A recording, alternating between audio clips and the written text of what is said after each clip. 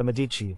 The name echoes through history like a whispered secret, a rustle of silk in shadowed halls. For centuries, this family commanded Florence, shaping its art, its politics, its very soul. But beneath the gilded ceilings and the marble facades, a different story unfolded. A story not of grand decrees or public triumphs, but of quiet desperation, cunning ambition, and heart-stopping revelation. These are the narratives woven into the very parchment they touched. They are the stories of letters, forgotten for centuries, now brought into the light. Letters that hold the keys to clandestine affairs, deadly plots, and the deepest desires of those who rule the world. Prepare to journey into the heart of Medici power, where ink on paper could change the course of empires, shatter reputations, or send shivers down the spines of the most powerful people on earth. Number 1. The Bloody Ink of Florence. The great Duomo's dome, a symbol of Florentine pride, seemed to mock the scene unfolding beneath it. April 26, 1478, Easter Sunday. Lorenzo de' Medici, known as the Magnificent, knelt in prayer, his brother Giuliano by his side. The air in Santa Maria del Fiore was thick with incense, but also with an unseen tension, a whisper of malice carried on the holy hymns. Suddenly, daggers flashed, iron struck flesh. Giuliano fell, murdered in cold blood. Lorenzo, wounded but alive, fought his way to the sacristy, escaping the assassins who were members of the Pazzi family, rivals of the Medici. The city erupted. The Pazzi plot, supported by Pope Sixtus IV, aimed to overthrow the Medici and establish a new order in Florence. It failed. The wrath that followed was swift and terrible. Weeks after the blood-soaked altars of Florence had been scrubbed clean, after the bodies of the Pazzi conspirators had swung from the windows of the Palazzo della Signoria, a letter was penned. It was from Lorenzo de' Medici himself, addressed to his trusted envoy, Niccolo Michelozzi, who was then in Rome, trying to navigate the treacherous waters of papal politics. The letter itself was found centuries later by an intrepid archivist, tucked away in a collection of diplomatic correspondence, its edges brittle with age, the ink faded but still legible in places. It was not a formal decree, but a personal missive, seething with a raw mix of grief and grim determination. The parchment still seemed to carry the echo of the recent violence. Lorenzo had seen his brother die. He had tasted the blood of his own wound. The Florentine streets had run red with the vengeance he unleashed upon his enemies. The initial fury had passed, replaced by a cold, calculating resolve. The letter spoke of the recent sorrow and the treachery that sought to extinguish our light. There's no need for elaborate description. Michelozzi knew precisely what terror Lorenzo referred to. The words painted a picture of a man irrevocably changed, hardened by the brutal assault on his family and on Florence itself. The text described the city's reaction, the spontaneous uprising of the people in defense of the Medici, a detail Lorenzo seemed to savor. He recounted how the stones themselves cried out for justice, a potent image that underscored the depth of popular support he commanded, contrasting sharply with the Pazzi's miscalculation. The letter moved beyond grief to strategy. It detailed the complex political landscape that emerged from the Pazzi conspiracy. The Pope, a clear instigator, had excommunicated Lorenzo and placed Florence under an interdict, a severe ecclesiastical punishment that barred the city from religious sacraments. This was a challenge not just to Medici rule, but to the spiritual life of every Florentine. Lorenzo's writing conveyed a clear message to Michelozzi. The fight was far from over. He spoke of the need to reaffirm our bonds with allies, mentioning Naples and Venice as crucial players. He emphasized the importance of gathering intelligence, of understanding the Pope's next move, and of subtly turning the tide of opinion against Rome. The letter hinted at the desperate need for funds, for diplomatic overtures, for any means to counteract the papal wrath. The deeper layers of the letter revealed Lorenzo's political genius at play. He did not explicitly call for war against the Pope, but he carefully laid out the justifications for any defensive action Florence might take. He spoke of the honor of our republic and the sacred duty to protect our people, framing his actions as necessary for Florence's survival, not just for personal vengeance. He referred to the unjust excommunication and the unholy alliance formed against him. The language was precise, designed to influence. It was a masterclass in propaganda penned in the immediate aftermath of a deeply personal trauma. The letter's tone was one of grim practicality, a stark contrast to the poetic verses Lorenzo was known to compose. It demonstrated a man who understood the game of power intrinsically, even when his heart was shattered. The letter also touched upon the internal state of Florence. Lorenzo instructed Michelozzi to dispel any rumors of instability, to present a united front. He referred to, though still nursing ill intent within the city, a subtle acknowledgement that not all Pazzi sympathizers had been rooted out. This revealed a level of vigilance and awareness that even within his triumphant return, dangers still lurked. He spoke of tightening security, of reinforcing the loyalty of his guard, of ensuring that no such surprise attack could ever occur again. The details were sparse but chilling, hinting at a new era of suspicion and heightened control in the city-state. It painted a picture of a ruler who understood that trust was a fragile commodity in the world of Renaissance politics. A particularly intriguing section of the letter referenced certain documents that needed to be secured. The nature of these documents was left vague, but the urgency with which Lorenzo demanded their protection suggested they contained vital intelligence or incriminating evidence against his enemies. Some historians, upon reviewing the document, speculated these might have been financial ledgers revealing the Pope's secret support for the Pazzi, or perhaps even a list of Florentine citizens who had quietly sided with the conspirators. The letter's precise wording about these documents left a tantalizing mystery, a shadow of secrets yet to be uncovered.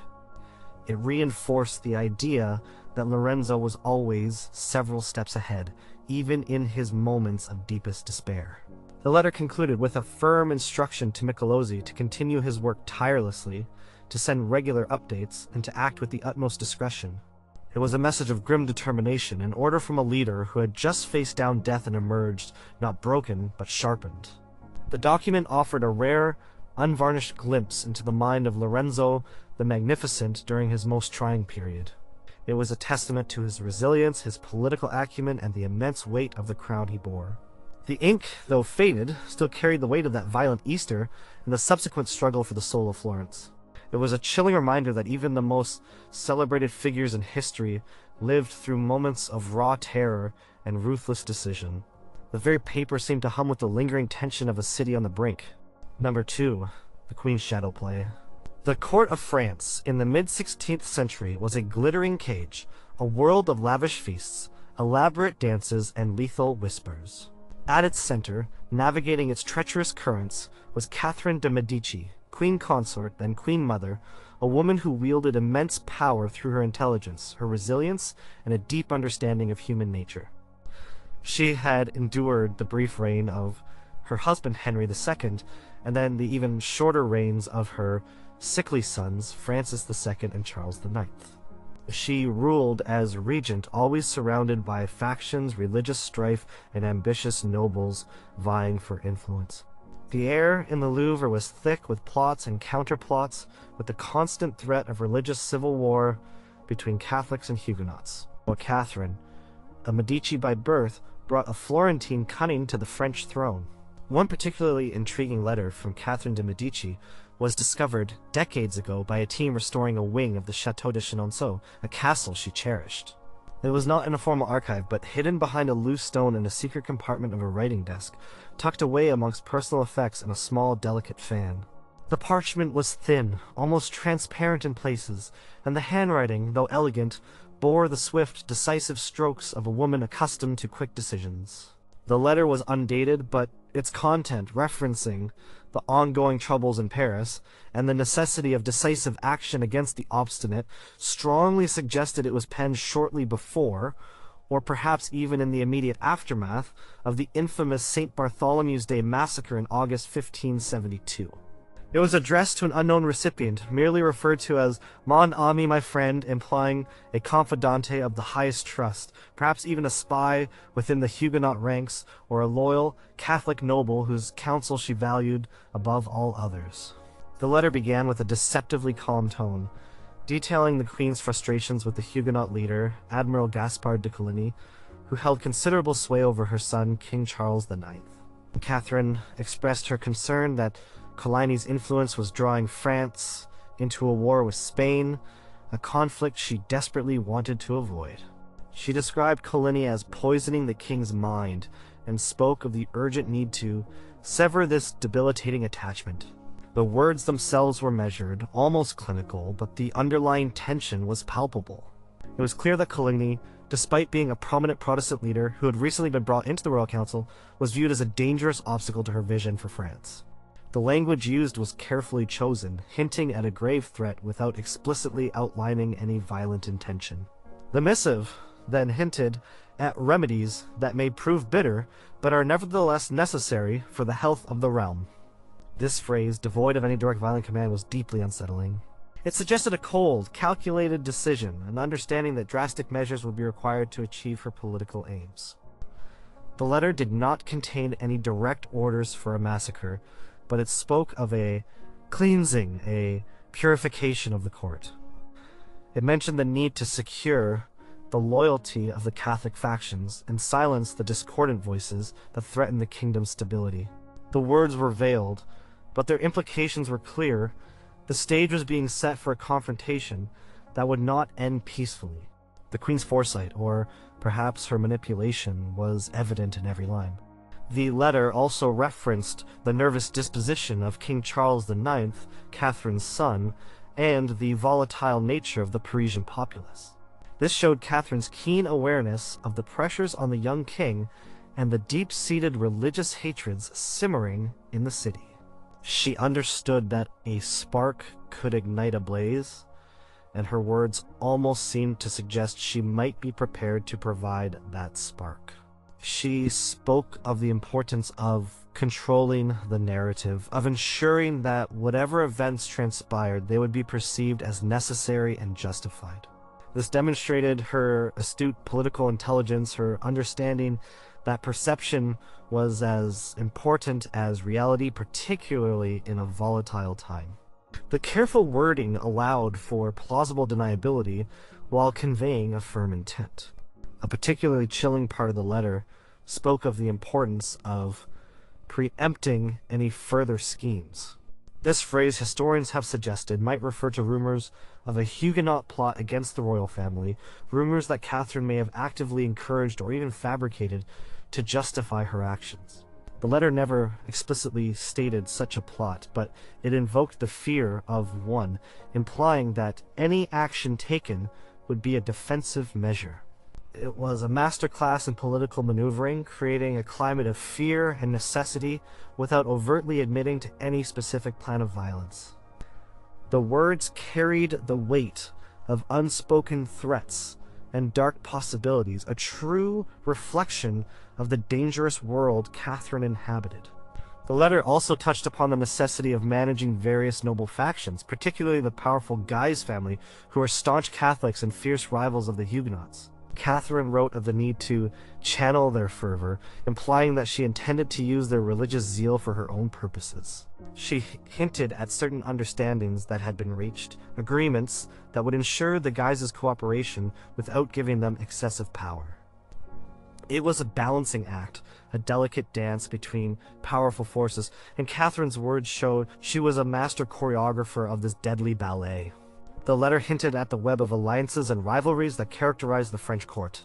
The conclusion of the letter was curt and direct, instructing mon ami to act with speed and discretion and to understand the deeper implications of our conversations. It provided no further details, leaving the true intent open to interpretation but clear in its ominous tone. The letter, found in its hidden nook, seemed to exhale the heavy, conspiratorial air of the French court, a silent testament to the Queen's strategic genius and her willingness to make brutal choices for the sake of what she believed was the stability of France. It was a chilling artifact, a piece of parchment that seemed to whisper of the horrifying events that would soon unfold, all orchestrated from the shadows by a Medici queen. The very fibers of the paper seemed to vibrate with the tension of a kingdom on the precipice. Number 3. The Grand Duke's cold calculation. Cosimo, the first de Medici, Grand Duke of Tuscany, was a man forged in fire. Having taken control of Florence after a period of instability following the assassination of his cousin Alessandro, Cosimo spent his early reign consolidating power, ruthlessly crushing dissent, and expanding his dominion. He transformed the Florentine Republic into the powerful Grand Duchy of Tuscany, a hereditary monarchy. He was a patron of the arts and sciences, but also a formidable and often feared ruler, meticulous in his administration and relentless in his pursuit of authority. The Grand Ducal Palace, now the Palazzo Pitti, was a testament to his ambition, but also a place where secrets were guarded fiercely. Among the vast collection of Medici family papers meticulously preserved in the Florentine State Archive, a particularly stark letter was discovered by a diligent historian cataloging forgotten administrative documents in the 19th century. This letter, penned by Cosimo I himself, is dated to 1555, a period when his power was firmly established, but external threats and internal conspiracies were still very real. The letter was addressed to his head of intelligence, Lelio Torelli, a man known for his unwavering loyalty and his capacity for ruthlessness. The parchment, unusually thick and strong, seemed to embody the Grand Duke's own unyielding nature. It was signed with his distinctive, firm signature. The letter began with a direct reference to the troublesome matter of the Strozzi faction. The Strozzi were a powerful Florentine banking family, historic rivals of the Medici, who had been exiled but continued to plot against Cosimo from abroad.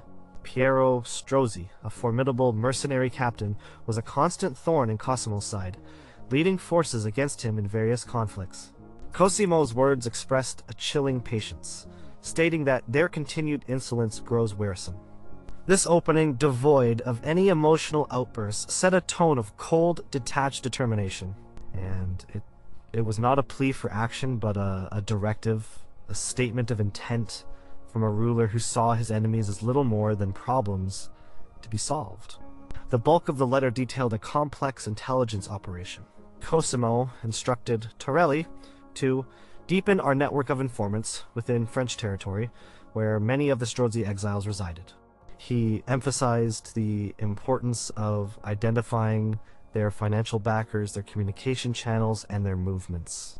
He specified that the informants should be of the lowest sort, those whose loyalties are easily swayed by coin or threat.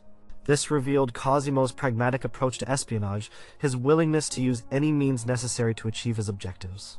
The detailed instructions spoke to his meticulous nature, leaving nothing to chance, demanding specific information about locations and individuals.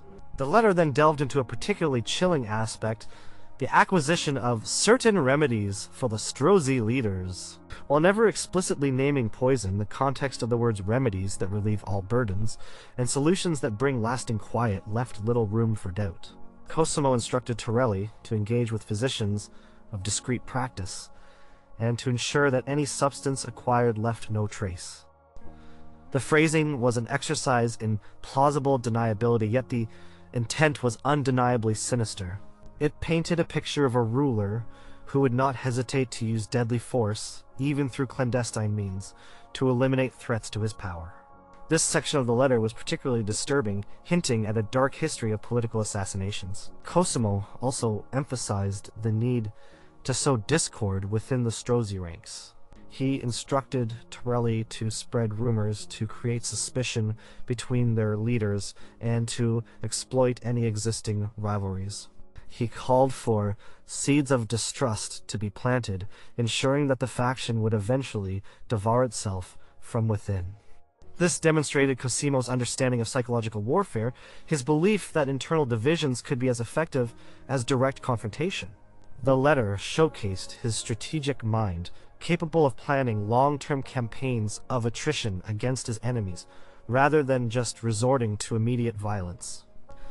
It was a sophisticated approach to maintaining absolute control. The letter made specific reference to a particular individual, a Strozzi agent named Benedetto, who Cosimo believed was a weak link.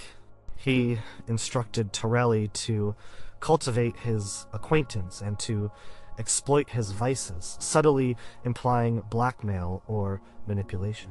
The Grand Duke's words revealed a shrewd judge of character, someone who understood how to find and exploit vulnerabilities in others. The focus on this one agent suggested a deeply personal understanding of his enemies, a knowledge that went beyond mere political rivalry. It was a dangerous game of cat and mouse, played with human lives as pawns. The final lines of the letter were succinct and stark. Cosimo reiterated the need for absolute secrecy and warned of severe consequences for any breach of trust. He concluded by stating, "The Florentine future depends on the decisive removal of these obstructions." This final statement cemented the ruthless pragmatism of Cosimo I. The letter was not just a historical document, it was a blueprint for a quiet campaign of elimination, a testament to the Grand Duke's unwavering resolve to secure his dynasty at any cost. Its discovery offered a chilling insight into the mind of a ruler who built his power not just on grand architecture and artistic patronage, but on the systematic elimination of his enemies, often through the shadows. The paper seemed to vibrate with the sheer unyielding will of the man who penned it. Number 4. Eleonora's Veiled Fear. Eleonora di Toledo, wife of Cosimo I de' Medici, was a Spanish noblewoman of immense wealth and influence. She was a powerful figure in her own right, often serving as regent in Florence when Cosimo was absent, managing the vast Medici finances and commissioning art and architecture. She was known for her piety, her strict sense of decorum, and her incredible personal fortune. Yet, her life, for all its splendor, was also marked by personal tragedy, including the untimely deaths of several of her children. Her own death in 1562, at the age of 40, along with 2 of her sons, Giovanni and Garzia, under mysterious circumstances fueled rumors of poisoning, though official reports cited malaria. Among the carefully catalogued private correspondence of Eleonora di Toledo, a particularly intriguing letter was uncovered by a researcher examining women's roles in Renaissance courts in the late 20th century. The letter, dated to the autumn of 1562, just weeks before her death, was addressed to her personal physician, a trusted confidante named Maestro Giulio. It was not stored in a formal archive, but rather among her personal effects within a locked, ornate casket that had belonged to her. The parchment, though aged, was still supple, and the ink, likely from her own hand, showed a slight tremor in some strokes, uncharacteristic of her usual confident script. The letter began by referencing her persistent malaise, a vague term that nonetheless conveyed a deep physical discomfort. She described a heaviness in the limbs and a disturbing pallor that had settled upon her. She mentioned a loss of appetite and intermittent fevers that rise and fall without reason. These were symptoms consistent with malaria, the official cause of death, but the language used by Eleonora herself introduced a subtle undercurrent of unease. She spoke of these symptoms as unnatural, as if they were not simply the usual afflictions, but something more insidious, something that defied easy diagnosis. The careful description painted a picture of a woman deeply concerned about her own health. What truly set this letter apart was a passage where Eleonora hinted at a deeper suspicion. She spoke of a chill that goes beyond the fever, a feeling of being watched, even within the safety of her chambers. She mentioned a strange taste in her food on several occasions, dismissed by her servants as merely the result of exotic spices, but which she herself found unsettling. She wrote, "My heart tells me these are not simply humors of the body." This sentence, a departure from her usual pragmatic and stoic demeanor, suggested a growing paranoia, a sense that something external was affecting her health. It was a rare glimpse into her private fears. The letter then veered into the subject of her children. Eleonora expressed profound concern for her son Giovanni, who had recently died, and Garzia, who was also gravely ill. She wrote of their symptoms mirroring her own, noting that the sickness takes hold of us with a peculiar swiftness. This observation, made by a woman who had experienced multiple pregnancies and the illnesses of many children, carried significant weight. She subtly questioned the official diagnosis, describing the suddenness and severity of their illness as alarming. The words conveyed a mother's desperation and a growing, unspoken dread about the circumstances of their shared illness. Eleonora then asked Maestro Giulio to examine with the utmost discretion certain items from her personal pantry and the kitchens used for her family's meals. She did not specify what he should look for, but her instruction to use all your medical wisdom and to be silent as the grave spoke volumes. She also mentioned her desire for him to speak to certain trusted servants, implying she suspected complicity or negligence. Quest carefully worded showed her seeking confirmation of her suspicions without directly voicing them. It was a clandestine inquiry from a woman who knew the dangers of open accusation in a court rife with intrigue. The letter also referenced the recent political tensions between Florence and other Italian states, particularly the Duke of Ferrara, Alfonso II d'Este, to whom her daughter Lucrezia had been married, and whose death had also been shrouded in controversy. Eleonora did not connect her illness directly to these political struggles, but her mention of them provided a context of underlying danger. It suggested that a powerful family, like the Medici, always operated under a cloud of potential threats, both visible and invisible. The words underscored the constant vigilance required to maintain power, even for a woman of her standing. The concluding lines of the letter were poignant. Eleonora spoke of her faith in God's will, but also expressed a quiet resolve to uncover the truth, whatever it may be. She instructed Maestro Giulio to burn the letter after reading it, a command that, fortunately for history, was ignored. The very act of this request highlighted the sensitive and potentially dangerous nature of her suspicions.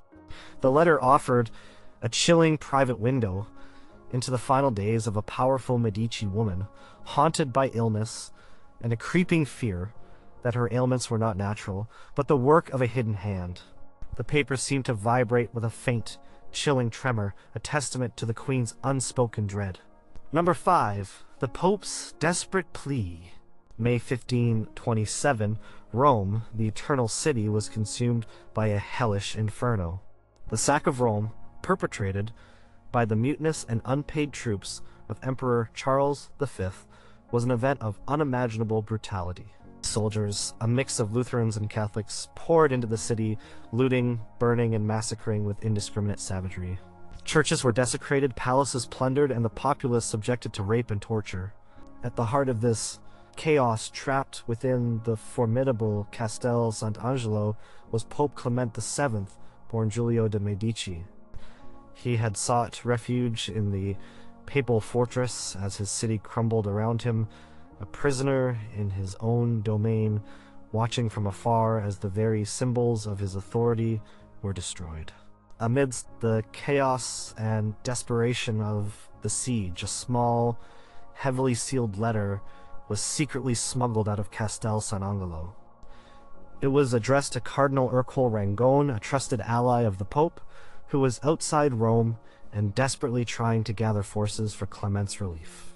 This missive, discovered by accident in the early 20th century by a student of Renaissance history sifting through neglected bundles of correspondence in the Vatican secret archives, was almost lost to time, mistaken for unimportant administrative chatter. Its parchment was smudged in places, perhaps by soot or a hurried hand, and the seal, though intact, showed signs of haste. It was a desperate plea from the imprisoned pontiff, revealing his terror and the utter devastation of the city. The letter began with a grim account of the situation within the Castel Sant'Angelo. Clement described the dwindling provisions, the constant threat of assault, and the demoralized state of his small guard. He wrote of the howls of the barbarians that could be heard even within the thick walls, and the stench of death that hangs over the city. The words were stark, painting a vivid picture of the besieged fortress. He spoke of the fear etched on the faces of those sheltering with him, nobles, cardinals, and common folk, all huddled together, awaiting their uncertain fate. It was a rare moment of vulnerability for a man who represented God on earth. The core of the letter was a desperate appeal for immediate relief. Bill Clement urged Rangone to spare no expense, no effort to raise troops and march on Rome.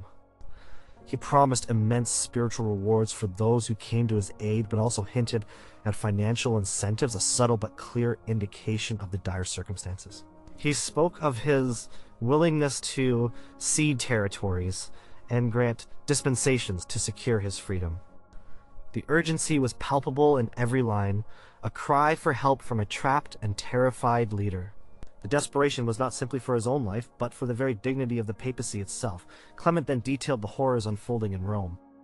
He described the desecration of churches, the burning of libraries, and the systematic looting of palaces. He spoke of unspeakable acts committed against the populace, acts that defied Christian imagination. He referred to the rivers of blood that flowed through the streets and the cries of the innocent that echoed through the ruined city.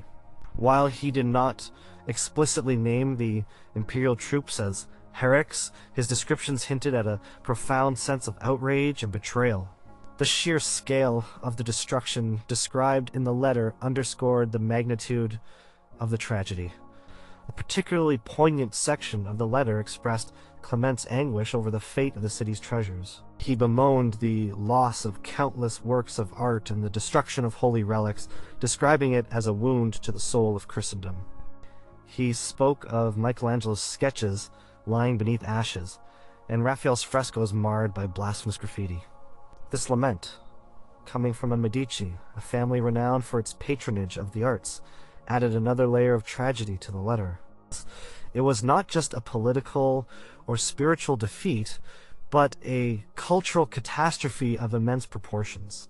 The letter also touched upon the internal divisions within the imperial army, referencing the discord among the Landsknechts and the Spanish, a detail that showed Clement was still receiving intelligence, however limited. He hoped that these divisions might lead to an opportunity for escape or negotiation, though his tone suggested little real optimism. He asked Rangone to exploit any such weaknesses to sow further discord and to use any means to weaken the besieging forces. This demonstrated Clement's continued cunning, even in captivity. The letter concluded with a chilling premonition. Clement wrote that if relief did not come swiftly, only ashes and bones will remain. He offered his blessings to Rangone and to all who worked for his liberation, but the final words carried the weight of a man facing the ultimate defeat. The very paper seemed to tremble with the Pope's despair, a raw human cry for help from a figure who seemed invincible, trapped in a nightmare. It was a testament to the fallibility of even the highest authority, a historical artifact that seemed to breathe the suffocating air of the siege itself. Number 6. The Queen's bitter exile. Maria de' Medici, daughter of Francesco I de' Medici, Grand Duke of Tuscany, became Queen of France as the wife of King Henry IV. After his assassination, she served as regent for her young son, Louis XIII. Her regency was marked by political intrigue, lavish spending, and a reliance on unpopular Italian favorites. As Louis XIII came of age, he sought to assert his own power, leading to a bitter conflict with his mother. This culminated in her banishment from the court, her forced exile from Paris, and a series of desperate attempts to regain influence, always thwarted by her son's chief minister, the cunning Cardinal Richelieu. She spent her final years wandering Europe, a queen without a kingdom, a powerful Medici woman reduced to a pawn in the grand game of European politics. A particularly poignant and revealing letter from Maria de' Medici was discovered decades ago by a private collector, part of a lot of miscellaneous historical documents purchased at an obscure auction in Germany. The letter, dated to 1638, was penned during her long and frustrating exile, a period when she was living in poverty and neglect, moving from city to city, desperately seeking support from various European monarchs. It was addressed to an old friend and loyal servant, Madame de Brienne, a woman who had remained devoted to Maria despite her fall from grace. The paper was worn, creased from being repeatedly folded and unfolded, perhaps reread many times by its recipient. The letter began with a lament for her lost grandeur. Maria described her current lodgings in Cologne as mean and unworthy of a queen, contrasting it sharply with the palaces and court life she once commanded. She spoke of the lack of warmth, the scarcity of proper food, and the constant threat of creditors. Her words painted a vivid picture of destitution, a shocking fall from the pinnacle of European power.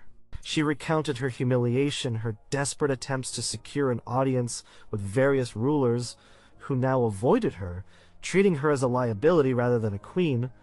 It was a raw admission of her desperate circumstances. The core of the letter was a bitter condemnation of her son, Louis XIII, and his chief minister, Cardinal Richelieu. Maria railed against their cruelty and ingratitude, accusing them of deliberately orchestrating her downfall and stripping her of her rightful place. She recounted the various betrayals she had suffered, the broken promises, and the cold indifference she received from her own flesh and blood. Her words were laced with a profound sense of injustice, an unshakable belief that she had been wronged. She called Richelieu a serpent, a deceiver, who had poisoned her son's mind against her. She appealed to Madame de Brienne for assistance, asking her to subtly remind influential figures at the French court of her past services to the kingdom, of her sacrifices as regent, and of the bond of motherhood. She spoke of her desperate desire to return to my beloved France and to reclaim my rightful place by her son's side. Her words conveyed a heartbreaking blend of regal dignity and desperate pleading. She instructed her friend to use any means necessary, any connection, any rumor, to stir sympathy for her plight. The letter showed a queen clinging to a fragile hope for reconciliation. The letter also revealed Maria's political savvy. Despite her desperate circumstances, she hinted at certain secrets she still possessed, knowledge of Richelieu's intrigues and vulnerabilities that she might, if pushed further, reveal. She spoke of documents that speak volumes and witnesses who would testify, though she did not specify the nature of these secrets. This subtle threat, woven into her lamentations, showed that even in exile, Maria de Medici still wielded a dangerous kind of power, the power of inconvenient truth. It was a subtle warning to her enemies that she was not to be underestimated. A particularly moving section of the letter expressed her loneliness and isolation. Maria spoke of her days filled with melancholy, and her nights haunted by memories. She mentioned the desertion of many who had once flattered her, now flocking to the rising stars at court. She conveyed a profound sense of abandonment, a queen stripped of her power and her family. She yearned for news from France, for any small crumb of information about her children and grandchildren, details that were now denied to her. This human element, the raw grief of a mother separated from her children, added a poignant layer to the letter. The letter ended with a plea for discretion, a reiteration that her words must never fall into the wrong hands. She conveyed her hope that God would intervene and bring justice, but her tone was one of weary resignation rather than fervent prayer. The letter was a heartbreaking testament to the fragility of power, the cruel hand of political ambition, and the profound personal suffering of a queen who had lost everything. The parchment seemed to absorb the bitterness of her exile, a silent cry from a woman who had once stood at the apex of European power, now reduced to a refugee. It was a chilling reminder of how quickly fortunes could turn. Number 7. Giuliano's light-hearted foreboding. Giuliano de' Medici, younger brother of Lorenzo the Magnificent, was a figure of vibrant charm and athletic grace. Unlike his politically astute brother, Giuliano was known for his love of poetry, his prowess in jousting tournaments, and his popularity with the Florentine people. He was handsome, charismatic, and seemed destined for a life of ease and pleasure, a golden boy of the Renaissance. Yet, his life was tragically cut short, a central victim in the brutal Pazzi conspiracy, murdered at the altar of the Duomo. His untimely death left a profound void in Florence and cast a long shadow over the Medici family. Among a collection of private letters and poems belonging to Lorenzo de' Medici, found in a dusty chest in a forgotten room of the Palazzo Medici Riccardi by a curious historian in the late 19th century, a letter from Giuliano stood out. It was dated April 1478, just weeks before the Pazzi conspiracy. The parchment was slightly crumpled, as if it had been carried about, and the ink seemed to flow with a youthful, exuberant energy. It was addressed to his beloved Simonetta Vespucci, a celebrated beauty of Florence and a muse for many artists whose own life would also be tragically short. The letter was a testament to his passionate, if somewhat reckless, spirit. The letter began with playful flirtation, describing a recent jousting tournament where he had worn her colors and dedicated his victory to her. He spoke of the crowd's cheers and the envious glances of lesser men, painting a picture of youthful confidence and undeniable charm. He teased her about her unwavering devotion and his own undying admiration. The words conveyed a sense of carefree joy, a young man utterly engrossed in the pleasures of life and love. It was a snapshot of a golden age, seemingly untouched by the shadows of political intrigue that were already gathering around the Medici. Yet, a subtle undercurrent of foreboding rippled through the letter. Giuliano mentioned a certain chill in the Florentine air, not of the weather, but of a growing tension, a sense of unease.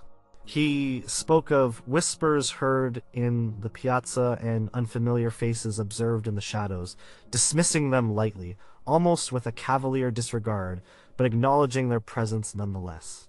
He wrote that Lorenzo was more burdened than usual, a rare insight into his brother's growing anxieties. He made light of it, stating that a Medici always has his detractors, but the words, in retrospect, were chillingly prophetic. He then alluded to the Pope's displeasure, a widely known fact at the time due to the ongoing dispute between Sixtus IV and the Medici over control of various territories and finances. Giuliano, however, spoke of it with a kind of youthful defiance, as if it were merely a nuisance rather than a grave threat. He wrote, "The Holy Father grumbles, as old men are wont to do, a remarkably casual and almost disrespectful observation for a papal figure." This showed his relatively naive understanding of the true dangers that lurked in the corridors of power, a sharp contrast to his brother's cunning. The letter then took a more introspective turn, and Giuliano pondered the nature of fate and destiny, writing, "Does not one's path lead where it is destined?" He spoke of his belief in living life to the fullest, of embracing joy and love as if aware that time might be short. He mused on the fleeting nature of beauty and happiness, almost a philosophical premonition of his own premature demise. This contemplative passage, tucked amidst light-hearted chatter, was particularly striking, suggesting a deeper sensitivity beneath his outward confidence. It was a brief, almost poetic moment of reflection from a man who knew how to live. He also referenced a particular piece of jewelry he had commissioned for Simonetta, describing its intricate design and the symbolism embedded within it, focusing on transient beauty and enduring love. This detail, seemingly innocuous, added a layer of profound pathos to the letter, knowing the fate that awaited him. It underscored his passion for life, his love for beauty, and his generous spirit. The description of the gift was vibrant and full of life, a stark contrast to the death that would soon claim him. The conclusion of the letter was a promise to see Simonetta soon, to share more laughter and music. He signed off with an exuberant flourish, a characteristic mark of his vibrant personality. This seemingly ordinary farewell became, in hindsight, a final, heartbreaking message. The letter was not a cry for help or a warning, but a testament to a life tragically cut short, brimming with unfulfilled promise. The paper seemed to hum with the energy of a man on the cusp of a brutal awakening, a light-hearted missive unaware of the shadows that were rapidly closing in. It was a poignant relic of a life ended too soon, a chilling reminder that even the most carefree lives can be touched by sudden, shocking violence. Number 8, Cosimo the Elder's Coded Whisper. Cosimo de' Medici, known as the Elder, was the patriarch of the Medici banking dynasty and the true founder of their political power in Florence. A shrewd businessman, a cunning politician, and a generous patron of the arts, he meticulously built the family's fortune and influence. However, his rise was not without challenges. In 1433, fearing his growing power, rival Florentine families, primarily the Albizzi, orchestrated his arrest and exile. Cosimo spent a year in exile in Venice, a period that tested his resolve and solidified his political genius. His eventual, triumphant return to Florence marked a turning point, ushering in decades of Medici dominance. Among the vast collection of Medici correspondence, carefully preserved and only fully deciphered over centuries, a particularly intriguing letter from Cosimo the Elder was discovered in the 1970s by a team of cryptographers examining historical documents. The letter, dated to 1434, while Cosimo was in exile in Venice, was addressed to his trusted cousin and business partner, Everardo de' Medici, who remained in Florence.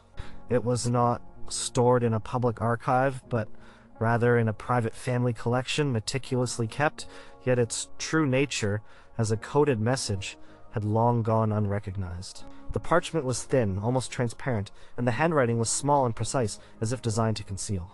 The letter initially appeared to be a mundane business missive, discussing wool prices, silk imports, and outstanding debts. Cosimo detailed various transactions seemingly concerned with the routine operations of the Medici Bank. He mentioned shipments from Bruges, negotiations in London, and investments in Rome. The language was dry, filled with financial jargon, seemingly innocent. This deceptive simplicity was, of course, intentional, a cover for the true message hidden within its lines. The financial details were merely a decoy, lulling potential interceptors into dismissing its contents. However, carefully interspersed within the financial figures and seemingly innocuous observations were subtle anomalies. A seemingly random sequence of numbers appeared in one paragraph, followed by a phrase about the true value of our distant holdings. In another, a sentence about a large sum of money being transferred to Genoa was immediately followed by a non sequitur about the shifting currents of the Arno. These seemingly unrelated elements were, in fact, the key to the letter's secret. Modern cryptographic analysis, combined with knowledge of Medici-era ciphers, revealed the hidden text. Once deciphered, the letter transformed from a dull financial report into a breathtaking political strategy. Cosimo instructed Everardo to quietly leverage the bank's vast financial resources to undermine the Albizzi faction in Florence. He outlined a plan to subtly manipulate the city's economy, to restrict credit to Albizzi supporters, and to discreetly extend loans to those who were loyal to the Medici. He spoke of drawing the net ever tighter, implying a calculated strangulation of his rival's economic power. The hidden message detailed precise figures and timelines for these financial maneuvers, turning the seemingly innocent numbers into a blueprint for political destabilization. The coded message also contained instructions for gathering intelligence on the Albizzi's weaknesses and vulnerabilities. Cosimo directed Everardo to identify disgruntled merchants, corrupt officials, and those who could be swayed by promises of future favor. He wrote of the need to plant seeds of discontent among the populace, to subtly fan the flames of dissatisfaction with the current regime. This revealed Cosimo's understanding of psychological warfare, his belief that economic pressure combined with public discontent could bring about a change in power without direct confrontation. The letter was a masterclass in covert political strategy. A particularly audacious part of the coded message dealt with bribing key figures within the Florentine government and even within the ranks of the Albizzi's own supporters. Cosimo specified certain amounts of money to be offered, mentioning gifts of generous proportion to ensure their allegiance. He listed specific names, implying that he had already identified those who could be bought or swayed. This demonstrated his ruthless pragmatism, his willingness to use money as a weapon to secure his return. The coded lines painted a picture of a man who left no stone unturned in his quest for power. The secret message concluded with a clear directive regarding Cosimo's impending return. He instructed Everardo to discreetly prepare for his welcome, to rally his supporters, and to ensure that the political climate was ripe for his reinstatement. He spoke of the turning tide and the imminent return of spring after a long winter. The language, though still color-coded, conveyed a deep confidence in his plan and a clear sense of purpose. The letter, once a seemingly innocuous document, revealed itself as a chilling testament to Cosimo the Elder's strategic genius, his patience, and his unparalleled ability to wield financial power as a political weapon. Its discovery offered a rare, intimate look into the mind of the man who laid the foundations of Medici rule, a whisper from exile that would echo through the centuries. The very paper seemed to hum with the silent power of a secret, meticulously crafted plan. Number 9. Lucrezia's fading hopes. Lucrezia de' Medici, daughter of Grand Duke Cosimo I and Eleonora di Toledo, was a young woman of fragile beauty and a quiet disposition. In 1557, at the tender age of 15, she was married to Alfonso, the second Dieste, Duke of Ferrara, a powerful and ambitious ruler. This marriage was a strategic alliance, cementing ties between the Medici and the Este, two prominent Italian dynasties. However, Lucrezia found herself isolated and unhappy in the sophisticated, often cruel, court of Ferrara. Within 3 years of her marriage, she fell ill and died at the age of 17. Though the official cause was consumption, persistent rumors of poisoning circulated for centuries, adding a dark chapter to the Medici family's history. Among the personal effects of Eleonora di Toledo, carefully preserved by her ladies in waiting after her death, and rediscovered in a forgotten trunk in a country villa during a renovation in the 1950s, was a small, delicate letter from her daughter, Lucrezia. The letter, penned in 1560, just months before Lucrezia's death, was addressed to her mother. The parchment was thin and almost translucent, and the handwriting was somewhat shaky in places, betraying a fragility not usually present in her earlier correspondence. It bore no formal seal, suggesting it was delivered by a trusted, discreet messenger. The letter began with a polite but somewhat distant account of life in Ferrara. Lucrezia described the lavish court, the elaborate ceremonies, and the Duke's hunting expeditions. She mentioned her duties as Duchess, her attempts to adapt to the local customs, and her efforts to manage her household. However, beneath the polite surface, a sense of deep loneliness pervaded her words. She spoke of the coldness of the walls and the lack of familiar faces, conveying a profound sense of isolation despite being surrounded by people. The polite phrases served as a thin veil for her deep unhappiness. Then the letter took a more personal and disturbing turn. Lucrezia subtly alluded to her deteriorating health.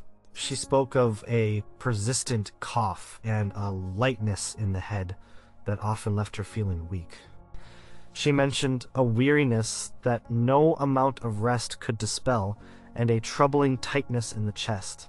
While these symptoms could be attributed to consumption, the way she described them, almost with a sense of quiet alarm, hinted at something more.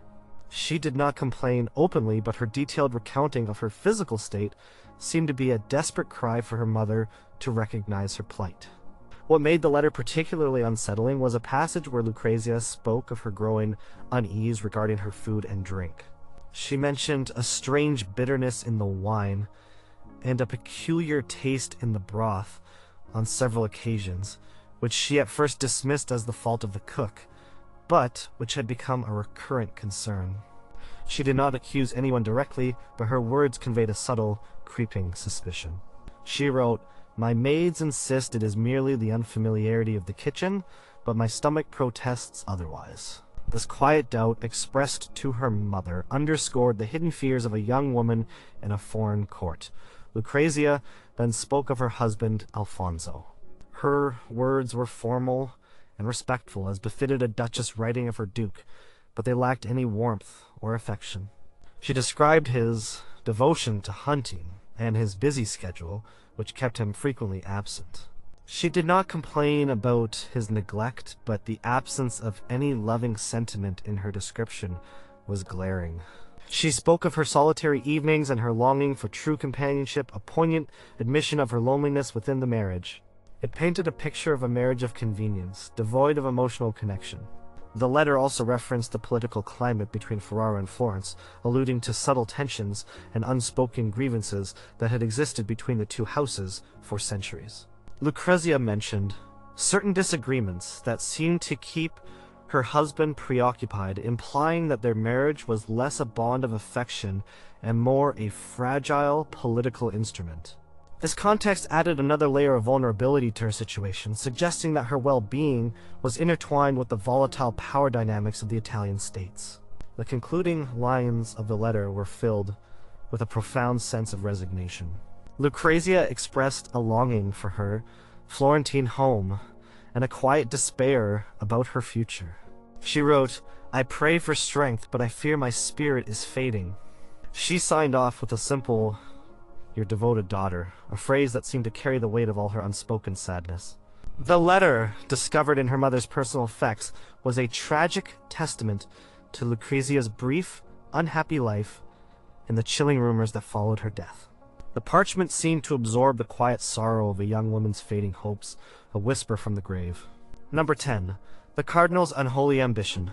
Ferdinando I de' Medici, initially a cardinal of the church, held a powerful position in Rome. He amassed considerable wealth and influence within the Curia, residing in the magnificent Villa Medici, yet his destiny took an unexpected turn. In 1587, his elder brother Francesco I, Grand Duke of Tuscany, and Francesco's wife, Bianca Capello, died suddenly and mysteriously. Despite the official cause being malaria, rumors of poisoning, possibly by Ferdinando himself, persisted for centuries. Upon their deaths, Ferdinando, against all expectations, renounced his cardinalate, set aside his red robes, and returned to Florence to assume the title of Grand Duke. This audacious move, abandoning a life of spiritual power for secular rule, marked a dramatic shift in the Medici dynasty. Among the carefully catalogued private correspondence of Ferdinando I de' Medici, held in the family archives, a particularly intriguing letter was uncovered by a diligent scholar in the early 2000s, who was specifically researching the deaths of Francesco and Bianca. This letter, dated to late 1587, shortly after the mysterious deaths, was addressed to a trusted but unnamed legal and ecclesiastical advisor in Rome. It was not overtly hidden, but its contents were written in a subtly guarded language, designed to be understood by its recipient while appearing innocuous to others. The parchment was crisp, the ink bold and decisive, reflecting the cardinal's own strong will.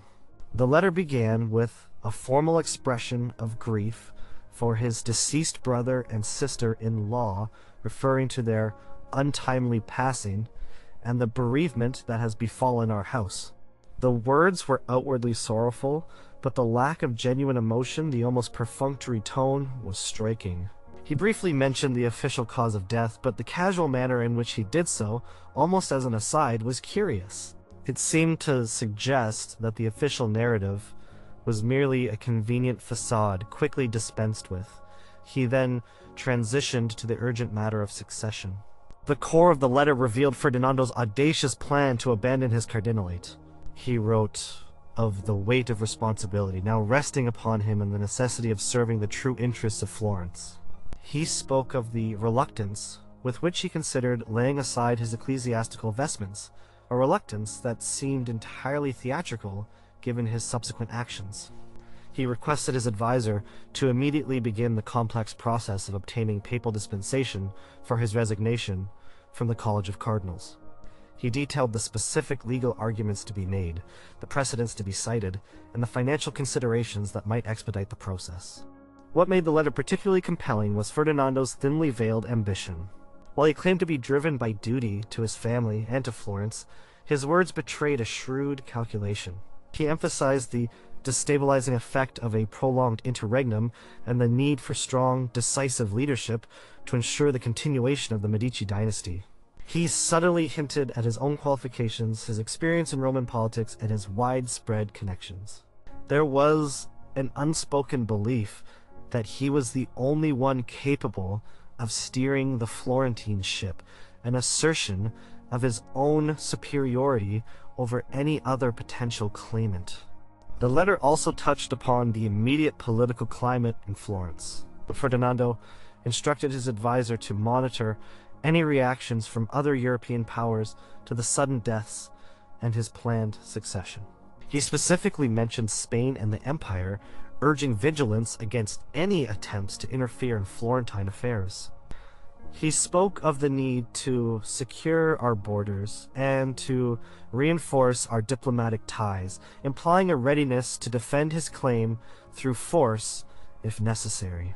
This demonstrated his quick shift from a man of the cloth to a sovereign, his mind already fully engaged in the intricate game of power politics. A particularly intriguing passage referenced the handling of certain private papers belonging to the deceased Duke and Duchess. Ferdinando instructed his advisor to ensure these documents were secured and reviewed with the utmost discretion, implying that they might contain sensitive information or reveal details about the mysterious deaths.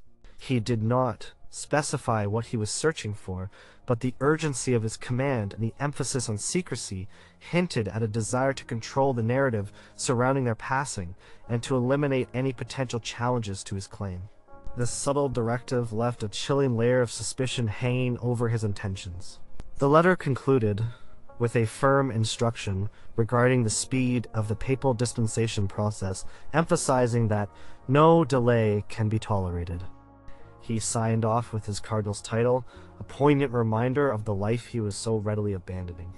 The very parchment seemed to hum with the weight of ambition and the cold calculation of a man willing to shed his sacred vows for a crown. The letter offered a chilling glimpse into the audacious decision-making of a Medici who seized power amidst tragedy, leaving behind a legacy shadowed by questions and fueled by an undeniable, unholy ambition. The very paper seemed to radiate the sheer will of a man determined to remake his destiny.